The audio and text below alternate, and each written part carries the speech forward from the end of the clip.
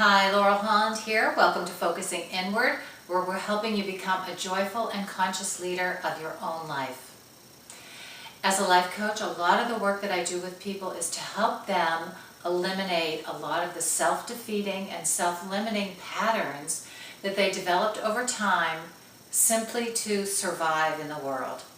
And I know that oftentimes we don't think of ourselves as needing to survive in the world at large, but in fact, when we're young and we're very vulnerable, we were in survival mode for a long time, and that's often when we developed a lot of our patterns and beliefs along the way.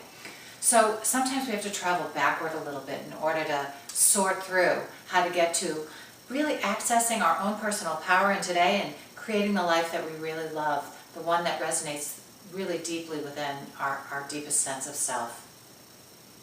This year we've been focusing on Masterful Habits, and today I'm going to actually give you a little example of a masterful habit that I help people develop all the time. And that masterful habit is the ability to tell your story, to find your truth, and then to free your soul, to live in the life that you really want to live, of meaning and purpose and love and joy. It's what we're all craving, we all really want, but we're often really confused about how to get from wherever we are to there.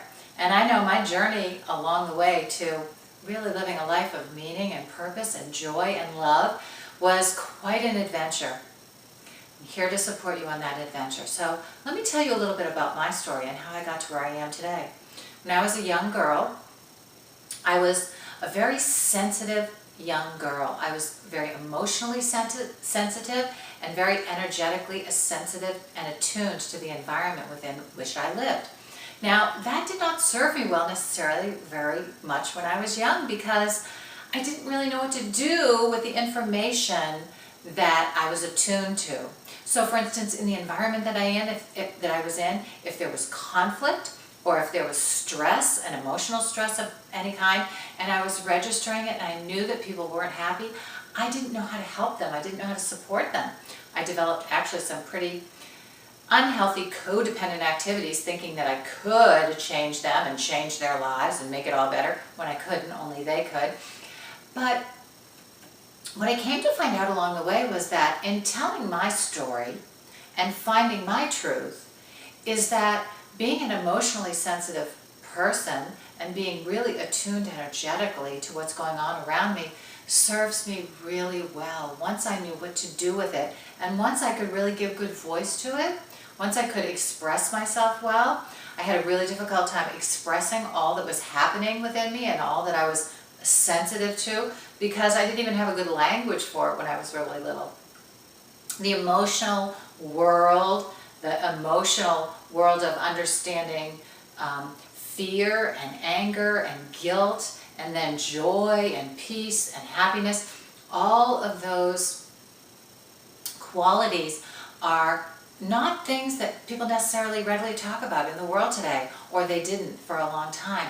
And so I had to develop my own language around it, and I had to find people also that were interested in navigating that territory and talking about that and having really intimate relationships where you could share feelings in their fullness and have it be safe and okay to do that. So as a life coach, I'm always encouraging people and creating a sacred space where people are able to tell their story.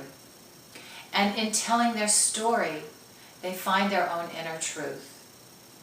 And one actually really readily follows the other. Oftentimes it takes a little time to consistently have time and space to tell the fullness of your story, so that you can really see what your own answers are, see what your own difficulties are, and then with more wise eyes that have lived some years, be able to reassess and see what was difficult and why you were struggling in the way that you did, and why you don't need to anymore, because now you've grown into a new place in your life. So I'm encouraging you this week to begin to tell your own story. If you're not talking and telling your own story, and this story is the one often that you are most challenged with, the places in your life when you look back where you had a little trouble and it wasn't always easy, and it brought you to a place where you're a little unsettled now in navigating the world.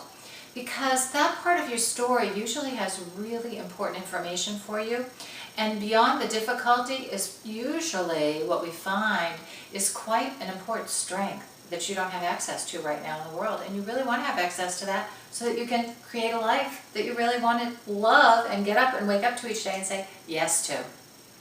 So one of the ways that you can begin to tell your story, if you're not ready to work with somebody on that, or if you don't have a safe circle, and you really need a safe and sacred space, especially at the beginning when you're telling your story in its fullness, because it really needs to be honored really completely and fully in order for you to do the work that you will ultimately do with it. Journaling is one of the best techniques of beginning to tell your story and express yourself well. So if you haven't journaled yet, you might want to think about giving that a try. Even if you're not a writer, it doesn't matter. It's a space where you can begin to put down your thoughts and your feelings in a very unedited, open kind of way, and some space around it. So that, and also you can go back and look at it, and you can read, and you can see with different eyes what actually is in there. Because what's in there is really important for freeing your soul and allowing you to be able to really embody and make great strides towards the life that you really want to live. So I hope you come and visit us at Focusing Inward regularly, where we care about your journey inward, where we're here to support it, and we're here to encourage you to keep moving forward, even when it's difficult, when you're looking at what's going on inside, that you know that what's to come is really, really wonderful. Have a great day.